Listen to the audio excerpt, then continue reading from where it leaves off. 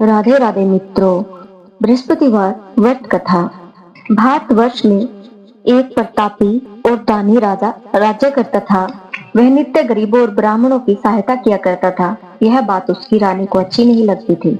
वह न ही गरीबों को दान देती, न ही भगवान का पूजन करती और राजा को भी दान देने से मना किया करती थी। एक दिन राजा शिकार खेलने वन को गए हुए थे तो रानी महल में अकेली थी। उसी समय बृहस्पति देव साधु वेश में राजा के महल में भिक्षा के लिए गए और भिक्षा मांगी। रानी ने भिक्षा देने से इनकार किया और कहा, हे साधु महाराज, मैं तो दान पुण्य से तंग आ गई हूँ।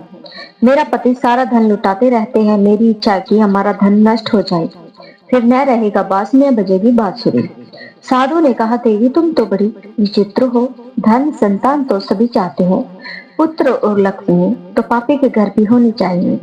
यदि तुम्हारे पास अधिक धन है तो भूखों को भोजन दो, प्यासों के लिए प्याऊ बनवाओ, मुसाफिरों के लिए धर्मशालाएं खुलवाओ। जो निर्धन अपनी कुंवारी कन्याओं का विवाह नहीं कर सकते उनका विवाह करा दो। ऐसे और कई काम है जिनके करने से तुम्हारा यश लोक परलोक में फैलेगा।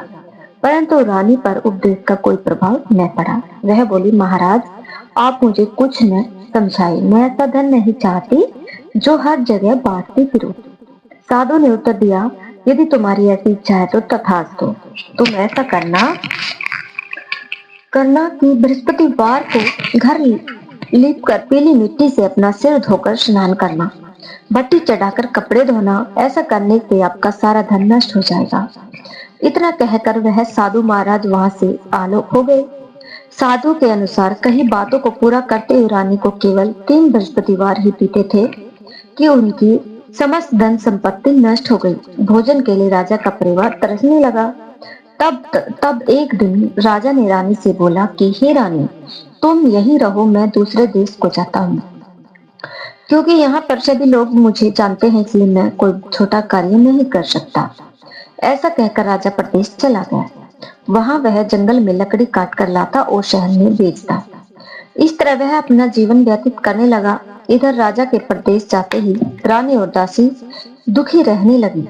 एक बार जब रानी और दासी को 7 दिन तक बिना भोजन के रहना पड़ा तो रानी ने अपनी दासी से कहा, हे दासी, पास ही के नगर में मेरी बहन रहती है, वह बड़ी धनवान है। तू उसके पास जा और कुछ ले आ, ताकि थोड़ी बहुत गुजर बसर हो जाए। दासी रानी की बहन के पास गई। उस दिन गुरुवार था और रानी की बहन उस समय बृहस्पतिवार व्रत की कथा सुन रही थी। दासी ने रानी की बहन को अपनी रानी का संदेश दिया, लेकिन रानी की बड़ी बहन ने कोई उत्तर नहीं दिया। जब दासी को रानी की बहन से कोई उत्तर नहीं मिला तो वह बहुत दुखी हुई और उसे क्रोध भी आया। दासी ने वापस आकर रानी को सारी बातें बता दी। सुनकर रानी ने अपने भाग्य को कोसा। उधर रानी की बहन ने सोचा कि मेरी बहन की दासी आई थी, परंतु मैं उससे नहीं बोली, इससे वह बहुत दुखी हुई होगी। कथा सुनकर और पूजन समाप्त करके वह अपनी बहन के घर आई और कहने लगी, हे बहन, मैं बृहस्पतिवार का व्रत कर रही थी, तुम्हारी दासी मेरे घर आई थी, परंतु जब तक कथा होती है तब तक न तो उठते हैं और न ही बोलते हैं, इसलिए मैं नहीं बोली। कहो दासी क्यों गई थी? रानी बोली, बहन तुमसे क्या छिपाऊं, हमारे घर में खाने तक को अनाज नहीं था। ऐसा कहते कहते रानी की आंखें भर आई। उसने दासी समेत पिछले 7 दिनों में भूखे रहने तक की बात अपनी बहन को विस्तार पूर्वक सुना दी। रानी की बहन बोली, भगवान बृहस्पति देव सबकी मनोकामना को पूर्ण करते हैं। देखो, शायद तुम्हारे घर में अनाज रखा हो। पहले तो रानी को विश्वास नहीं हुआ, पर बहन के आग्रह करने पर उसने अपनी दासी को अंदर भेजा तो उसे सचमुच अनाज से भरा एक घड़ा मिल गया। यह देखकर दासी को बड़ी हैरानी हुई।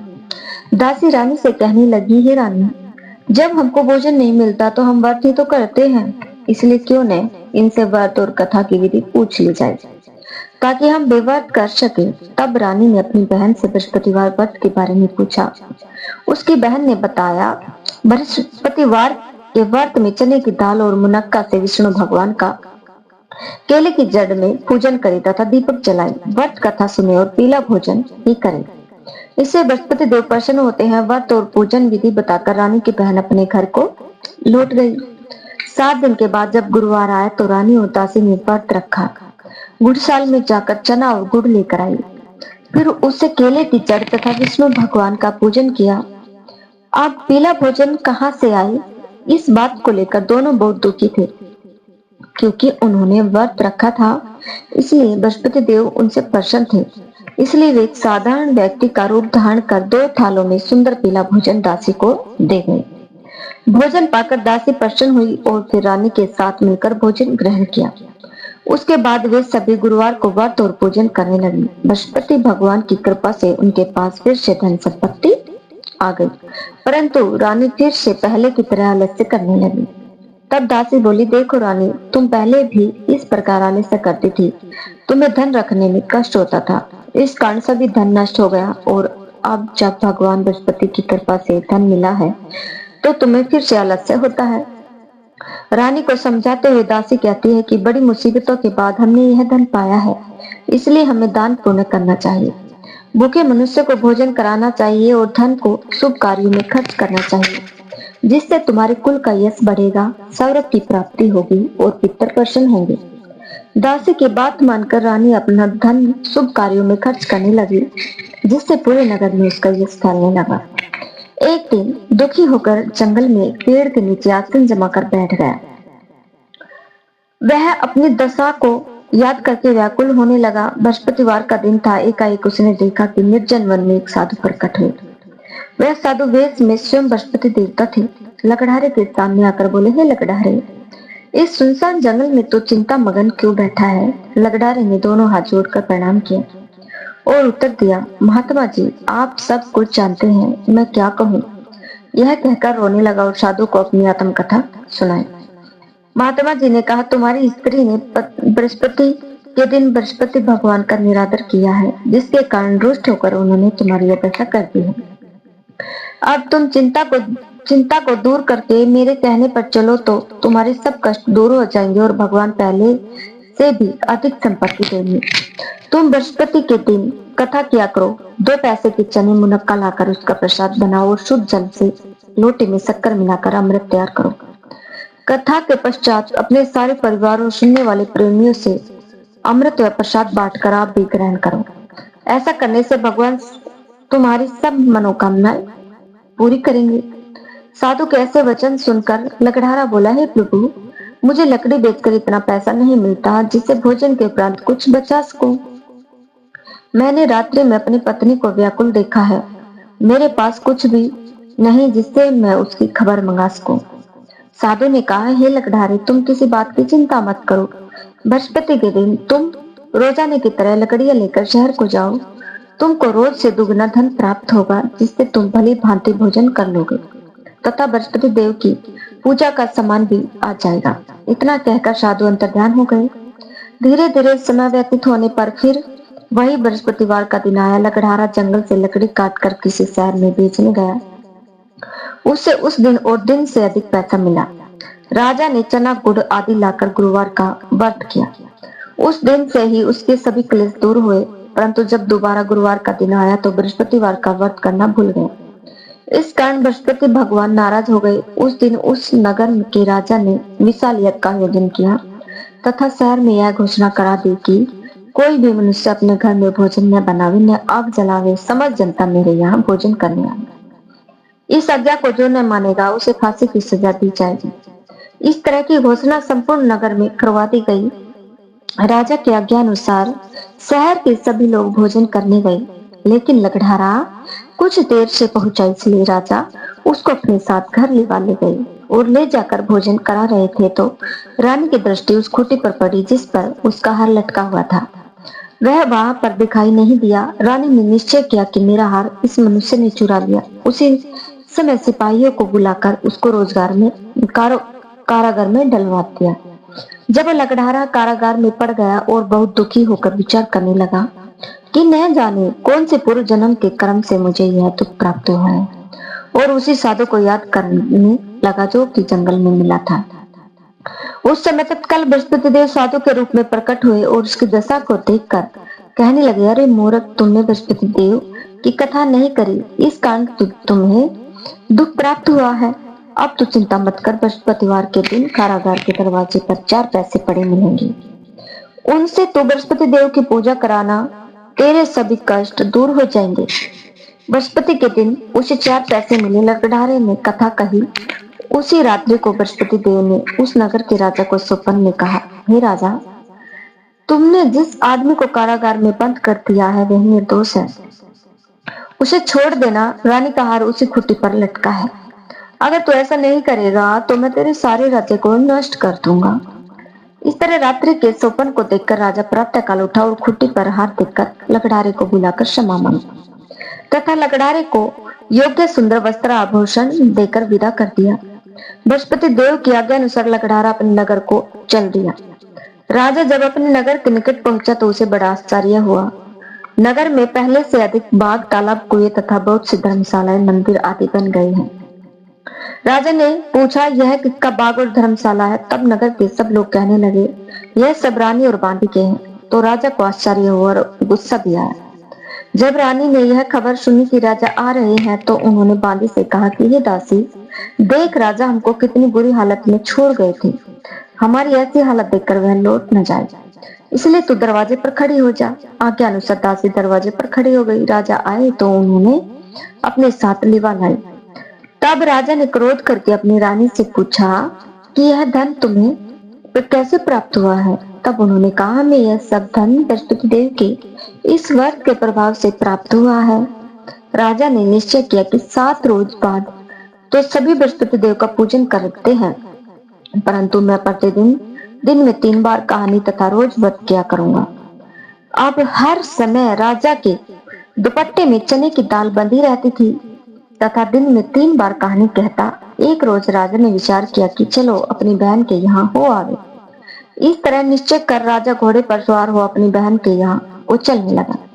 मार्ग में उसने देखा कि कुछ आदमी एक मुर्दे को लिए जा रहे हैं। उन्हें रोककर राजा कहने लगा, अरे भाइयों, मेरी बृहस्पति देव की कथा सुन लो। वे बोली, लो, हमारा तो आदमी मर गया है, इसको अपनी कथा की पड़ी है। परंतु कुछ आदमी बोले, अच्छा कहो, हम तुम्हारी कथा भी सुनेंगे। राजा ने दाल निकाली और जब कथा आदि हुई कि मुर्दा ही लग गया, और जब कथा समाप्त हो गई तो राम राम करके नीचे उठकर खड़ा हो गया। आगे मार्ग में उसे एक किसान खेत में हल चलाता मिला। राजा ने उसे देख और उससे बोले, अरे भैया, तुम मेरी बृहस्पतिवार की कथा सुन लो। किसान बोला, जब तक मैं तेरी कथा सुनूंगा तब तक 4 हरैया जोत लूंगा। जा अपनी कथा किसी और को सुनाना। इस तरह राजा आगे चलने लगा। राजा के हटते ही बैल पछाड़ खाकर गिर गए तथा किसान के पेट में बड़ी जोर का दर्द होने लगा। उस समय उसकी माँ रोटी लेकर आई। उसने जब यह देखा तो अपने पुत्र से सब हाल पूछा और बेटे ने सभी हाल कह दिया। तो बुढ़िया दौड़ी दौड़ी उस घुड़सवार के पास गई और उससे बोली कि मैं तेरी कथा सुनूंगी, तू अपनी कथा मेरे खेत में चलकर ही कहना। राजा ने बुढ़िया के खेत में जाकर कथा कही, जिसके सुनते ही वह बैल उठ खड़े हुए तथा किसान के पेट का दर्द भी बंद हो गया। राजा अपनी बहन के घर पहुंचा। बहन ने भाई की खूब मेहमान नवाजी की। दूसरे रोज प्रातः काल राजा जगा तो वह देखने लगा कि सब लोग भोजन कर रहे हैं। राजा अपनी बहन से कहा, ऐसा कोई मनुष्य है जिसने भोजन नहीं किया हो? मेरी बृहस्पतिवार की कथा सुन ले। बहन बोली, हे भैया, यह देश ऐसा ही है कि पहले यहाँ लोग भोजन करते हैं, बाद में अन्य काम करते हैं। अगर कोई पड़ोस में हो तो दिखाऊं। वह ऐसा कहकर देखने चली गई, परंतु उसे कोई ऐसा व्यक्ति नहीं मिला जिसने भोजन न किया हो। अंततः वह एक कुमार के घर गई जिसका लड़का बीमार था। उसे मालूम हुआ कि उनके यहाँ 3 रोज से किसी ने भोजन नहीं किया है। रानी ने अपने भाई की कथा सुनने के लिए कुमार से कहा। वह तैयार हो गया। राजा ने जाकर बृहस्पतिवार की कथा कही, जिसको सुनकर उसका लड़का ठीक हो गया। अब तो राजा की प्रशंसा होने लगी। एक रोज राजा ने अपनी बहन से कहा कि ये बहन, हम अपने घर को जाएंगे, तुम भी तैयार हो जाओ। राजा की बहन ने अपनी सास से कहा। सास ने कहा, हाँ चली जा, परंतु अपने लड़कों को मत ले जाना क्योंकि तेरे भाई की कोई औलाद नहीं है। बहन ने अपने भैया से कहा, हे भैया, मैं तो चलूंगी पर कोई बालक नहीं जाएगा। राजा बोला, जब कोई बालक ही नहीं चलेगा तब तू ही क्या करेगी? बड़े दुखी मन से राजा अपने नगर को लौट आया। राजा ने अपनी रानी से कहा, निर्वन से हमारा मुख देखने का धर्म नहीं है और कुछ भोजन आदि नहीं किया। रानी बोली, हे प्रभु, बृहस्पति देव ने हमें सब कुछ दिया है, वह हमें औलाद अवश्य देंगे। उसी रात बृहस्पति देव ने राजा के स्वप्न में आकर कहा, हे राजा उठ, सभी सोच त्याग दे, तेरी रानी गर्भ से है। राजा को यह बात सुनकर बड़ी खुशी हुई। 9वें महीने में उसके गर्भ से एक सुंदर पुत्र पैदा हुआ। तब राजा बोला, हे रानी, स्त्री बिना भोजन के रह सकती है, पर बिना कहीं नहीं रह सकती। जब मेरी बहन आवे तुम उसे कुछ मत कहना। रानी ने सुनकर हाँ कर दिया। जब राजा की बहन ने यह शुभ समाचार सुना तो वह बहुत खुश हुई तथा बधाई लेकर अपने भाई के यहाँ आई। तभी रानी ने कहा, घोड़ा चढ़कर तो नहीं आई, गधा चढ़ी आई। राजा की बहन बोली, भाभी मैं इस प्रकार न कहती तो तुम्हें औलाद कैसे मिलती। बृहस्पति देव ऐसे ही हैं, जैसी जिसके मन में कामनाएं हैं सभी को पूर्ण करते हैं। जो सद्भावना पूर्वक बृहस्पतिवार का व्रत करता है एवं कथा पढ़ता अथवा सुनता है, दूसरों को सुनाता है, बृहस्पति देव उसकी सभी मनोकामना पूर्ण करते हैं। अगर आप लोगों को हमारी यह कथा पसंद आई हो तो इस वीडियो को ज्यादा से ज्यादा शेयर करें, हमारे चैनल को सब्सक्राइब करें। धन्यवाद।